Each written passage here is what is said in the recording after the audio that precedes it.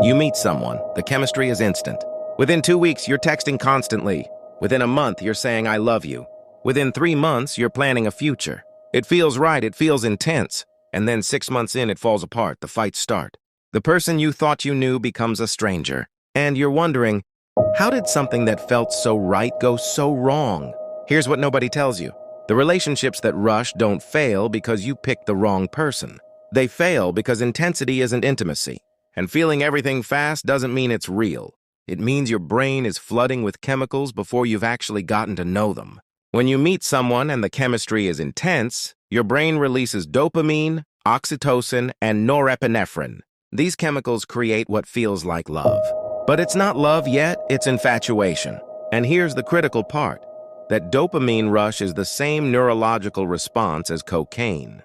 Your prefrontal cortex, the part responsible for rational decision-making, gets suppressed. You're not thinking clearly, you're high. This is why people make terrible decisions in new relationships. Moving in after 2 months, ignoring red flags. Your brain is literally incapable of accurate assessment during this chemical flood. This phase lasts 12 to 18 months on average. Eventually it fades, the dopamine stabilizes. Your prefrontal cortex comes back online, and suddenly you can see clearly. This is when rushed relationships either fall apart or face a reckoning. Because when the chemicals fade, you're left with reality. And if you skip the slow work of actually getting to know each other, reality is disappointing. You realize you don't actually know this person. You know the best behavior version. But you don't know how they handle stress, conflict, or disappointment. You don't know if they're kind to servers, how they talk about exes, whether they take responsibility or blame others. If they can apologize, whether their words match their actions. All of these things take time to reveal. You can't see them in 2 months. You can only see them when the chemicals fade and real life begins. This is why taking love slowly isn't about playing games. It's about giving yourself time to observe patterns, to see someone across seasons, moods, and contexts, to watch how they show up when things are hard, not just when things are exciting. Here's what slow love actually does. First, it allows your nervous system to regulate. When you rush, everything is heightened and urgent. You're operating from fight or flight, not your grounded self. Slow love lets your system settle. You see the relationship from a calm place instead of an anxious one. And when your nervous system is regulated, you make better choices. Second, slow love allows you to observe patterns, not just moments. Anyone can be amazing for a date or a weekend. But patterns take time. How do they handle conflict? Do they shut down, blow up, or communicate? How do they respond when you set a boundary? These patterns are the foundation of your future, and you need time to see them. Third, slow love allows for reality testing. When you rush, you're building a fantasy. You're projecting who you hope they are onto who they actually are. Slow love removes the fantasy. It forces both of you to show up as you actually are. And that's uncomfortable, it's less exciting. But it's real, and real is what lasts. Let me tell you about Maya. She met David at 28. The chemistry was instant. Within 4 months, they'd moved in together. By month 7, the fight started. He felt suffocated. She felt neglected.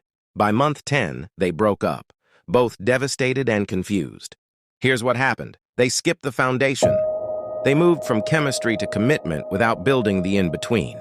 2 years later, Maya met someone new. Same chemistry, but this time, she went slow. She maintained her own life, her own space. She watched patterns. She observed how he handled stress and conflict. It felt less intense, which worried her. Was this real love if it didn't feel like fireworks? But 6 months in, she found something different. She actually knew this person. Her nervous system felt calm around him, not activated. What she had with David was more chemical. What she had now was intimate. Because intimacy isn't intensity, it's knowing and being known. And you can't rush that. Here's what taking love slowly looks like. You don't spend every night together in month 1. You maintain your own life and friendships. Not to create mystery, but to see if you can exist independently and still choose each other. You don't say I love you during the dopamine flood. You wait until you've seen them handle conflict and stress. You don't move in until you've been through at least 1 full year. 1 cycle of seasons, holidays, and stressors. You pay attention to patterns, not promises. You watch what they do, not just what they say. And you're honest with yourself when you see red flags. Taking love slowly doesn't guarantee it'll last. Nothing does. But it dramatically increases the chances. Because you're building on reality, not fantasy. You're choosing someone based on who they actually are, not who you hope they'll become. And when hard times come, you have a foundation. You have trust built over time.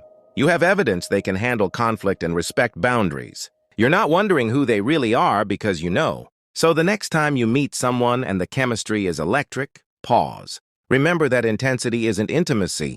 That feeling everything fast doesn't mean it's real. It means your brain is high and you're not thinking clearly. Then choose slow. Not because you're scared, but because you're smart enough to know real love requires time. Time for your nervous system to regulate. Time for patterns to emerge. Time for reality to replace fantasy. This might feel less exciting. It might trigger your anxiety about losing them if you don't lock them down now. But here's the truth.